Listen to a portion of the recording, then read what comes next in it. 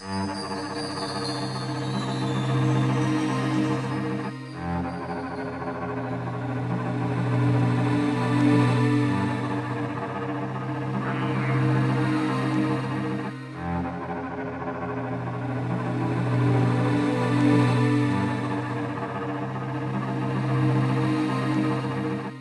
right, we're sitting now with a legendary person in ufology, Kathleen Martin, of course, the niece of Betty and Barney Hill, one of the most legendary cases in ufology, and honestly, one of the cases that inspired me as a kid to get into the whole topic to begin with, because of the sheer amazing experience they had.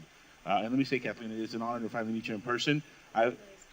We've talked before on air. You probably don't remember because I'm very forgettable. I understand, but we've had you on Future Theater with Bill and Nancy Burns. You've been on Skywatchers before with us in the past, and it's always an honor to meet folks like yourself and Stanton and Alejandro Rojas was here with us earlier. People that I've admired and looked up to. So thank you so much for being a part here with us. And I know you have a lot of your books, which I've read a few of them already, and I think you're a fabulous author, a fabulous amount of work you've done. Betty and Barney Hill, that story is an amazing story in itself. Tell us a little bit about how that happened. I know that you were contacted and you were told about this thing, and you've been kind of on a lifelong journey to tell the story as well, to get people to understand what happened to Betty and Barney Hill. Yes, Angel. When I was 13 years old, my aunt and uncle took a vacation. It was a short, impromptu vacation. My uncle decided to surprise her by taking a few days off from work. She had a week's vacation from her job as a social worker for the state of New Hampshire. They went to Niagara Falls and Montreal, and they were going to continue on with their vacation for another day or so, but they heard that there was a hurricane coming up the East Coast. They lived on the seacoast in Portsmouth, New Hampshire, and they decided that they should drive home to take care of the equipment they had in the yard, that sort of thing, to prepare for the possible hurricane. They left Montreal in the late afternoon and were driving slowly. They were having a leisurely, nice, enjoyable vacation along the way.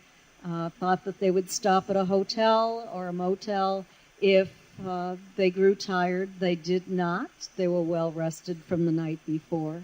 And when they arrived in New Hampshire, they stopped. They had a little refreshment. And as they were driving south, they saw a new light in the sky that grew larger and larger. And Betty finally convinced my uncle to stop the car so that she could take a look at this thing. And he did stop the car. He got out as well. They had binoculars because they'd been to Niagara Falls and they wanted to see it close up. And so they used the binoculars, and somehow they attracted the attention of this craft because it zoomed in toward them. At this point, it was silent. It was not conventional. It did not have conventional lighting.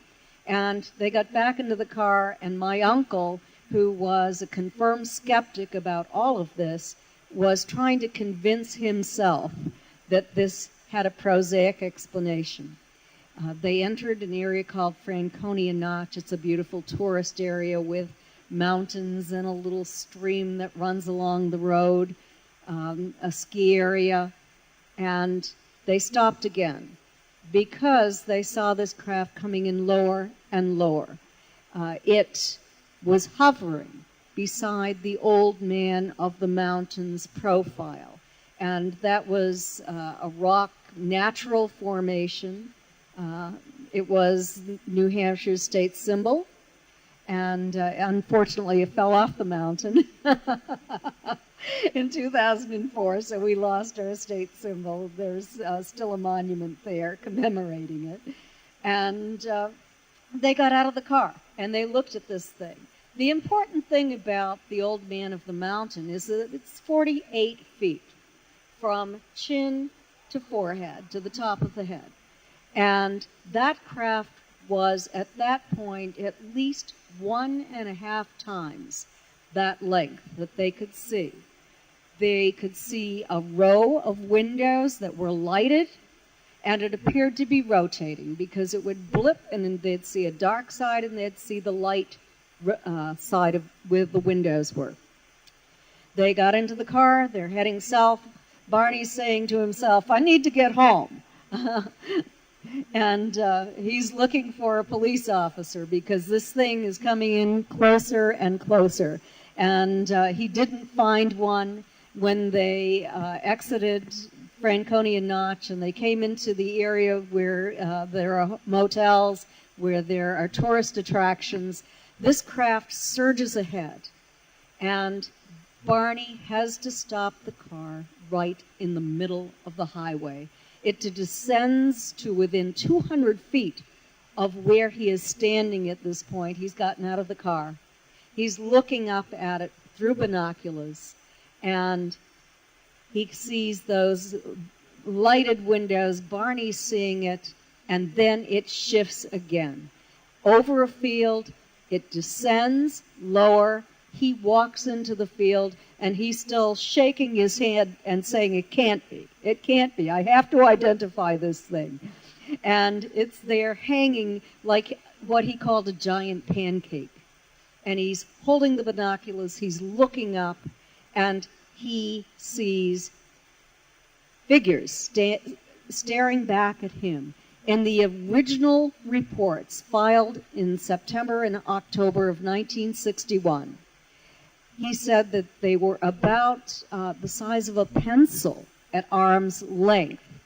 You have to remember that the full moon is the size of an aspirin at arm's length. So these beings who are looking down at him are dressed in black, shiny uniforms. All of them turn, except for one. One remains at the window, staring down at him. The others go to what appears to be a panel on this corridor that seems to be encircling the front part of the craft. He doesn't see the back of it at this point.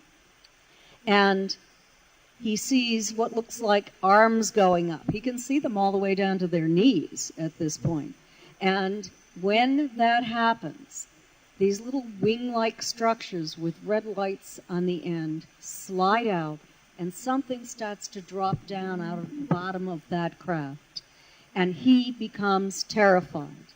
He told Walter Webb from NICAP, who interviewed him in October of 1961, that he thought he was going to be captured like, quote, a bug in a net, and close quote. He was able to pull the binoculars down from his eyes with great difficulty. He ran back to the car screaming to Betty in a hysterical state. They had to get out of there or they were going to be captured. And the car had been left running in the middle of the road. He got in, he shifted that car into gear, and he went tearing down the road. He said to Betty, "When I was running back, it looked to me like they were coming over the car again. Roll down your window and look up." She did. She was looking for lights. She didn't see lights. All she saw was blackness. She thought it had left. But then she and Barney both heard a series of code-like buzzing sounds striking the trunk of the vehicle. The next day, the next morning, when they arrived home, it was in the afternoon actually, where Betty had been advised if she had a compass, she should take it out to see how it reacted on the car. This is when she discovered that there were new shiny spots on the trunk of that car that had not been there the previous day. And when she placed the compass over those spots, it rotated rapidly.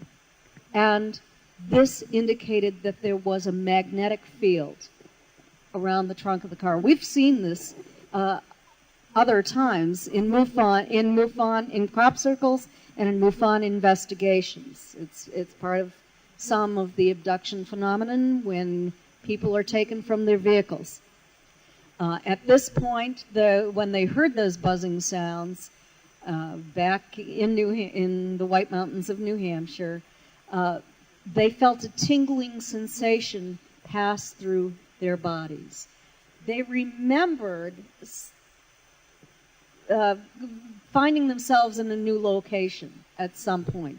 That is in the original documents. It's part of the original exploration they did to try to find answers. But they found themselves 35 miles down the road. They had vague memories of encountering a roadblock somewhere along the way. They had vague memories of a fiery orb. It wasn't until a couple of years later that through regressive hypnosis, that separate hypnosis, where amnesia was reinstilled at the end of each session so they couldn't compare notes, that they discovered that they had actually been abducted on this dirt road, this in a desolate area with tall trees all around. They had evidence when they arrived home that something had happened. There were, the shiny spots. My uncle's best dress shoes were so deeply scraped that he had to buy new shoes. My aunt's dress was in fine shape when she put it on the previous morning, and it was torn in several locations the next day. No prosaic explanation for how that happened. She put it into her closet knowing that she was going to have to repair it, but when she took it out again, it was covered with a pink powdery substance. It has been analyzed in 5 separate laboratories, and no one has been able to identify what that pink was. We know that it is most heavily saturated, the dress is most heavily saturated with pink in the areas where Betty remembered that these non-humans touched her dress. There is some speculation about what it is. Part of that speculation is that it could be fungus that had grown on the dress. Another speculation is that it could be yeast, and that perhaps the dress had been sanitized or sterilized, and it killed the bacteria and the viruses, and it created an environment where the yeast that might have been on their hands deposited onto her dress, grew and flourished, and then died. That's all speculation. But we do know that we have the forensic evidence that Betty's dress was damaged that night, and it correlates with her memories of what occurred. So there was a lot of evidence. It was traumatic for Betty and Barney, particularly for Barney, who actually had conscious, continuous recall of observing the non-humans, who feared that he was going to be captured.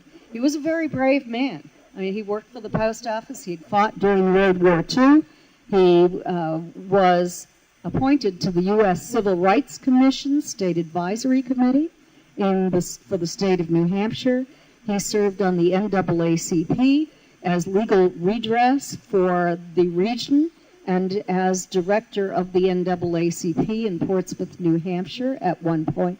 He even received an award from Sergeant Shriver for the good work he had done with funds through the Office of Economic Opportunity to set up the Rockingham County Community Action Program with a committee that he was the director of.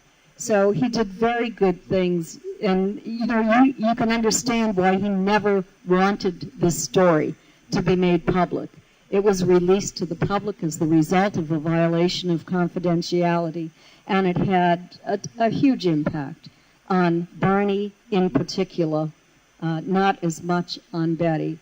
But Barney was a person who was very concerned about his reputation, the way the public viewed him.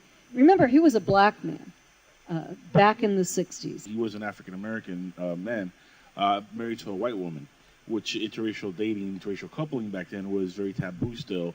And this kind of subject, going with where he was going on with his private life, it's something I'm sure he didn't want to get out there for not only personal reasons, dealing in his business life, but also his personal life. He didn't want any extra scrutiny that might be coming on towards him, right? Well, I think that's true, but he and Betty were very public in the civil rights work that they did in the state of New Hampshire, in their political activities. They worked on the literacy program, where you had to take a literacy test back then in order to vote. And they worked on the literacy program in the state. So they had a high profile in the good things that they were doing. But you throw in an alien abduction, and what does the public think? A couple of crackpots. They certainly did not want that image. The first book I want to showcase here is called Captured, which is funny enough, as you mentioned, they were captured, and that's what Barney was really afraid of. They were going to get captured. Is that why you named the book Captured? That is. On the hypnosis tapes with Dr. Simon, Barney ran back to the car and he said to Betty, "We have to get out of here or we're going to be captured." So what perfect title for that book. And since we know that Barney passed on in '69 and his wife in '04, the movie that came out in 1975 with James Earl Jones, thank you, Estelle Parsons, that I was going to ask what was her name. I know it's James Earl Jones. But how close do you think their depiction was of what really happened? And do you think they embellished anything? And has there been another movie since, or any audio play or audio drama or anything that has tried to recreate the incident? I'm surprised Hollywood hasn't done a modern take on the story, to be honest. Well, there is going to be a movie, and it's going to be based upon Captured, which is, whoops, wrong book. It's going to be based, yes, 4 books. It's going to be based upon Captured, Stanton Friedman, and I do have a contract. The screenplay is being written right now. It's not going to be a repeat of the UFO incident, the 1975 movie, because that is still under copyright. But it has not been released to the public on DVD. But this is based upon my life. It's going to be in that movie as a 13-year-old and growing up and becoming involved in this research. And I'm sure Stanton Friedman, who is involved in this, is also going to be in this new movie. So it takes years, but it will be released as a movie. How do I feel about the UFO incident? Well, I'm very disappointed because it has led the public to believe that Betty and Barney saw a light in the sky that frightened them, and that then Betty had a series of dreams, and then a couple of years later they saw a psychiatrist who hypnotized them, and all of the information came out then. It's nonsense. The archival record shows that they had conscious, continuous recall of everything except for the abduction itself. But if you say, oh, it was an abduction that was revealed under hypnosis, and then you can say, well, hypnosis is fallible. You know, this probably didn't happen. It was probably their imaginations based upon Betty's dreams. Then you discredit the story because you're ignoring the evidence. The evidence is the most important thing here, and the evidence points to a close encounter where Barney observed non-human entities, and there is physical evidence that somehow there was an interaction where their clothing was destroyed, Barney's shoes, Betty's dress. We have to look at the evidence. We have to focus more on what was recalled consciously by the Hills. James Earl Jones did a fine job acting. Estelle Parsons didn't really capture Betty's personality as well. I thought that Estelle was playing the part of a 1960s lady who wasn't very powerful and didn't have a great deal of self-esteem. That's nonsense. That wasn't Betty at all. Betty had very good self-esteem. Betty was a powerful woman. And she had to be a social worker, to marry an African-American man in the early 60s, to stand up for her beliefs. And I wish that the movie had really captured Betty's personality, because that's the person she was. She used to call herself feisty when she she wrote editorial remarks in the newspaper. She really was very outspoken about her beliefs. It's sad that Hollywood does that a lot to these movies. Travis Walton had a similar experience with It's Fire in the Sky. So very, very sad that you have to go through those movies before you can get to movies that deal with it on a more honest basis and really tells the story the way it really happened. I hope you get some say in the screenplay that's being written for you. I really hope you and Stanton do. Really quick, I wanted to ask you, based on that, what was it like for you as a 13-year-old? Were you like your uncle, where you kind of had no interest in the subject, and then he comes home and you're like, oh, great, now I've got a crazy uncle? Or, was it a different kind of experience for you? Okay, well, was I like my uncle not believing in it? Not only that, I'd never even heard of flying saucers. I was 13 years old. I learned in school that there were other planets in our solar system, but they probably weren't populated with intelligent life. And so I had no reason. I had never even heard of the subject. It wasn't anything that interested my family. We were interested in the space program. We would go out and look for the satellites, for Sputnik. And I even had a cat named Sputnik. That's how interested I was in our space program. But how did it impact me?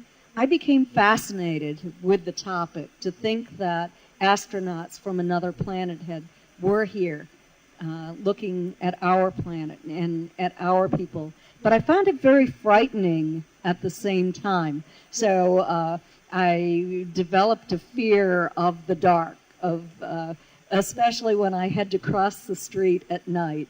And then when I was old enough to get my driver's license, driving alone at night, knowing what happened to my aunt and uncle. I still had that fascination with the topic, though. This actually leads me directly to a question I've asked several people who've had abductions in their family.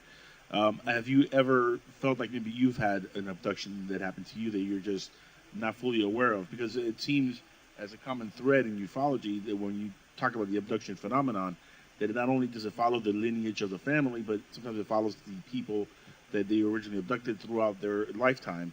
And then it springs off to their kids, to maybe nephews and nieces, other parts of the family, and they also become abducted. Some might not even be aware of it.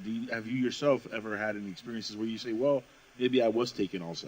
The possibility exists. I'm the director of Mufon's Experiencer Research Team.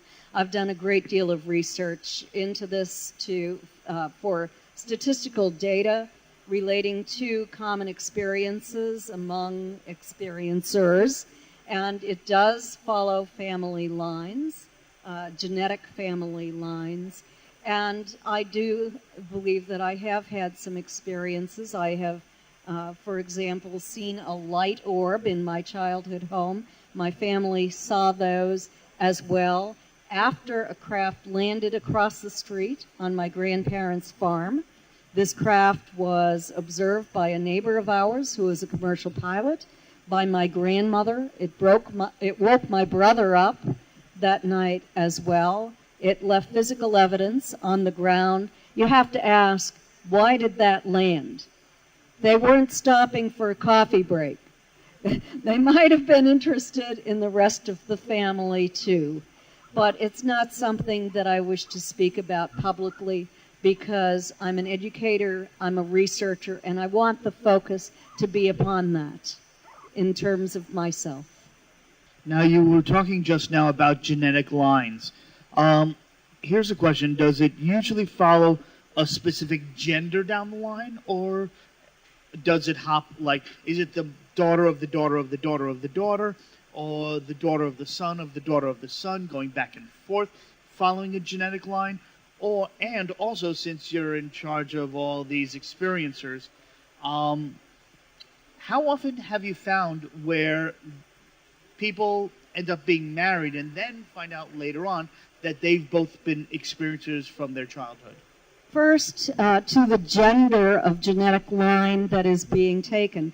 Mufon's ERT has a questionnaire on the Mufon website right now at www.mufon.com. It's on the main page. It's called the Experiencer Survey. It's 118 questions. And one of our questions is, has anyone else in your family been contacted and taken? And if so, how are they related to you? So we're going to have definitive statistics on that within the next year. The questionnaire has been taking place for a year now, our research study. We have more to do. So I have to talk off the top of my head on that. It seems to follow female genetic lines, yet also we find that male children are taken as well. And so I can't say that it's predominantly female, but because males are being taken, but males have been more reluctant to come forward with their story. When you look back at Bud Hopkins, for example, and David Jacobs, they would always say that more women than men were taken. What I found as a major researcher, and what my associate Denise Stoner is finding, is that since we are women doing this job, men feel more comfortable coming to women. And many, probably more men than women, have stepped forward and spoken with us about that. And for your next question, oh,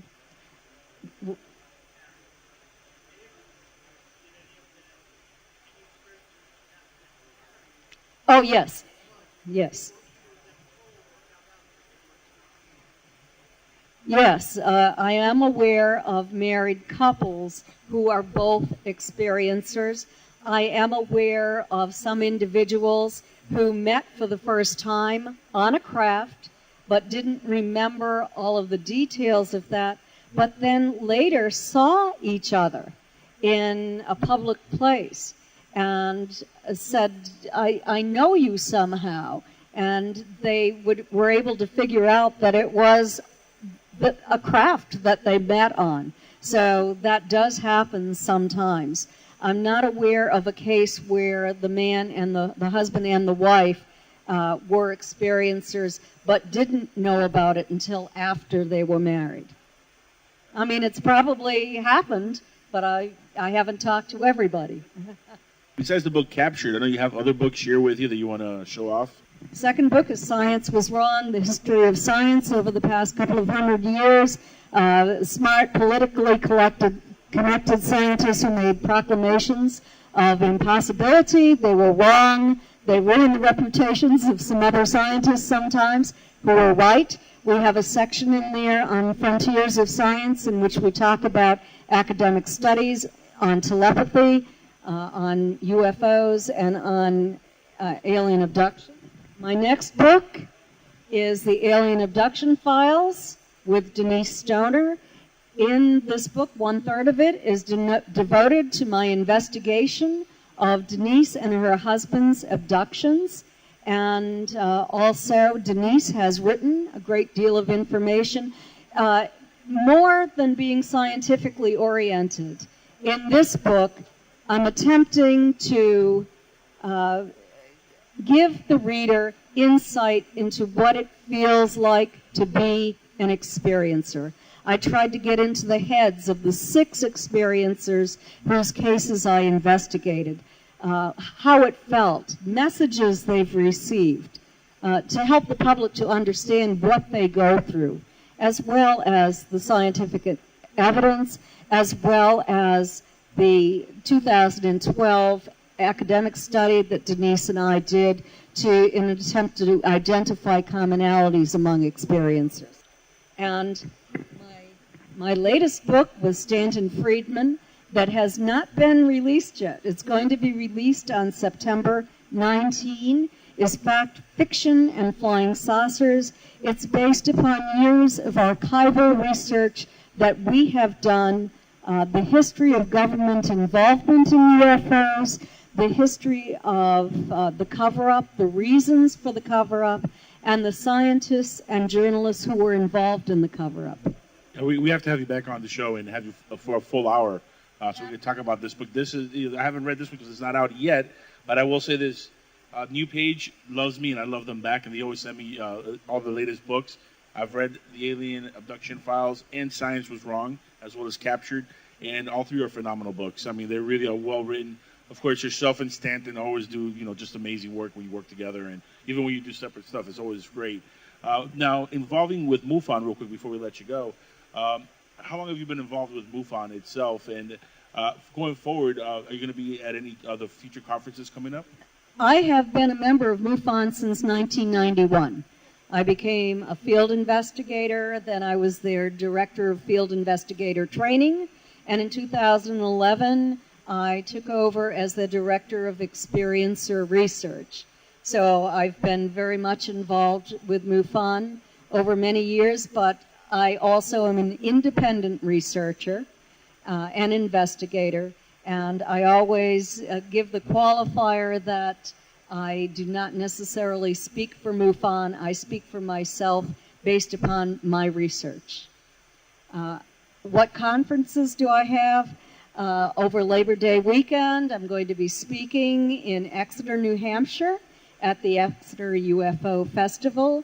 In November, I'm going to be in Pittsburgh, Pennsylvania at Pennsylvania Mufon's conference. Next February, I'm going to be speaking at the International UFO Congress Conference in Phoenix, Arizona, and have others in the works, maybe in the UK next September. So I do a lot of traveling. I love this part of it. Real quick, give the audience any website addresses where they might be able to follow your work, follow where you're going to be at. Also, the books, obviously, they're all on New Page's website, Warwick Associates, and Barnes & Nobles, and, of course, Amazon. They can be purchased on there. But if they want an autographed copy, could they contact you directly for it? Yes, if you go to my website at Kathleen-Marden, M-A-R-D-E-N, I have Kathy's Bookstore. And you can purchase autographed copies by my co-authors and myself using PayPal at the website. There is also a list of the upcoming conferences that I'll be speaking at, and also a lot of free articles, information that I have written, research projects that I've worked on. My reports are all on my website, so you can go there. Again, it's Kathleen-Marden.com. Thank you so much for being a part of Skywatchers Radio here on MUFON 2016, the symposium in Orlando, Florida. It was phenomenal to have you on the show, and a pleasure to finally meet you in person. You're a lovely lady, and you're an inspiration to everybody. You're an inspiration to everybody who's in ufology. Your uncle and aunt, what they went through was amazing, an amazing experience. And thank you for putting, their information out there and their story out there for future generations so they can continue to understand what happened to them until we finally do get disclosure. Thank you so much. You're very welcome. It was a pleasure to be on your show. And I do want to add that most of my books are available in digital format, in ebooks, and also in audiobooks. That's great. That's Kathleen Marden, everybody. Thank you so much, Kathleen.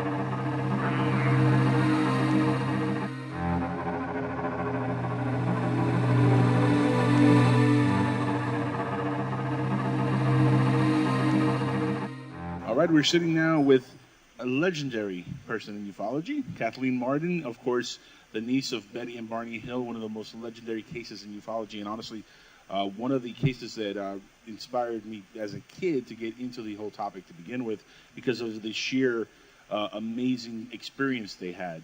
And let me say, Kathleen, it is an honor to finally meet you in person. We've talked before on air. You probably don't remember because I'm very forgettable. I understand, but we've had you on Future Theater with Bill and Nancy. Surprise her by taking a few days off from work. She had a week's vacation from her job as a social worker for the state of New Hampshire. They went to Niagara Falls and Montreal, and they were going to continue on with their vacation for another day or so, but they heard that there was a hurricane coming up the East Coast. They lived on the seacoast in Portsmouth, New Hampshire, and they decided that they should drive home to take care of the equipment they had in the yard, that sort of thing, to prepare for the possible hurricane. They left Montreal in the late afternoon and were driving slowly. They were having a leisurely, nice, enjoyable vacation along the way. Thought that they would stop at a hotel or a motel if they grew tired. They did not. They were well rested from the night before. And when they arrived in New Hampshire, they stopped. They had a little refreshment.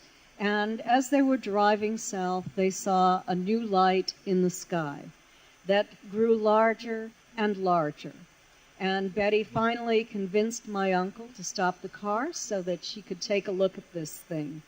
And he did stop the car. He got out as well. They had binoculars because they'd been to Niagara Falls and they wanted to see it close up. And so they used the binoculars, and somehow they attracted the attention of this craft because it zoomed in toward them. At this point, it was silent. It was not conventional. It did not have conventional lighting. And they got back into the car, and my uncle, who was a confirmed skeptic about all of this, was trying to convince himself that this had a prosaic explanation. They entered an area called Franconia Notch. It's a beautiful tourist area with mountains and a little stream that runs along the road, a ski area. And they stopped again because they saw this craft coming in lower and lower. It was hovering beside the old man of the mountains profile. And that was a rock natural formation. It was New Hampshire's state symbol. And unfortunately, it fell off the mountain. Nancy Burns, you've been on Skywatchers before with us in the past. And it's always an honor to meet folks like yourself and Stanton and Alejandro Rojas was here with us earlier, people that I've admired and looked up to. So thank you so much for being a part here with us. And I know you have a lot of your books, which I've read a few of them already. And I think you're a fabulous author, a fabulous amount of work you've done. Betty and Barney Hill, that story is an amazing, amazing story in itself. Tell us a little bit about how that happened. I know that you were contacted and you were told about this thing, and you've been kind of on a lifelong journey to tell the story as well, to get people to understand what happened to Betty and Barney Hill. Yes, Angel. When I was 13 years old, my aunt and uncle took a vacation. It was a short, impromptu vacation. My uncle decided to